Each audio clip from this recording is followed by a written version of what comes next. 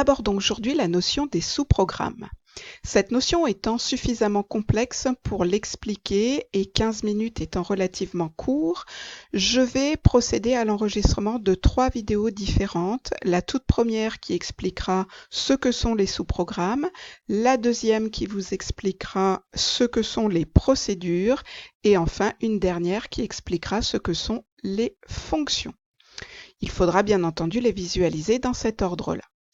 Donc, dans un premier temps, abordons la notion de sous-programme.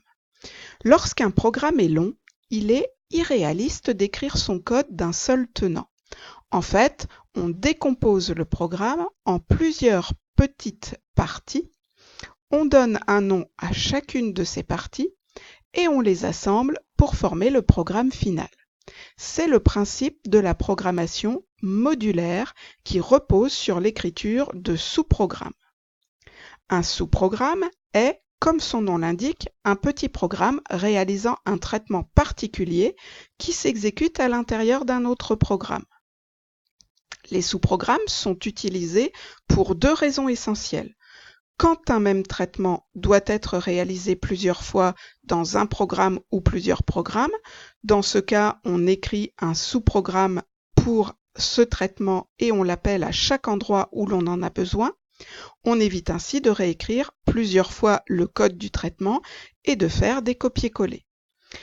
Deuxième avantage, pour organiser le code, améliorer la conception et la lisibilité des gros programmes et traiter séparément les difficultés.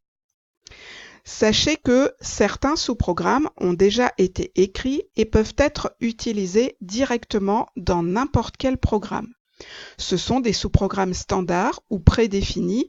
C'est le cas par exemple des sous-programmes permettant de faire des calculs mathématiques pour obtenir la racine carrée, l'exposant, tel que vous avez pu l'utiliser au travers de vos premiers programmes C#. La nature et le nombre de programmes standards dépendent des langages. Mais les sous-programmes prédéfinis ne suffisent pas pour découper un gros programme. Le programmeur est amené à écrire le code de ses propres sous-programmes. Il existe deux sortes de sous-programmes, les procédures et les fonctions, que nous aborderons dans deux vidéos distinctes.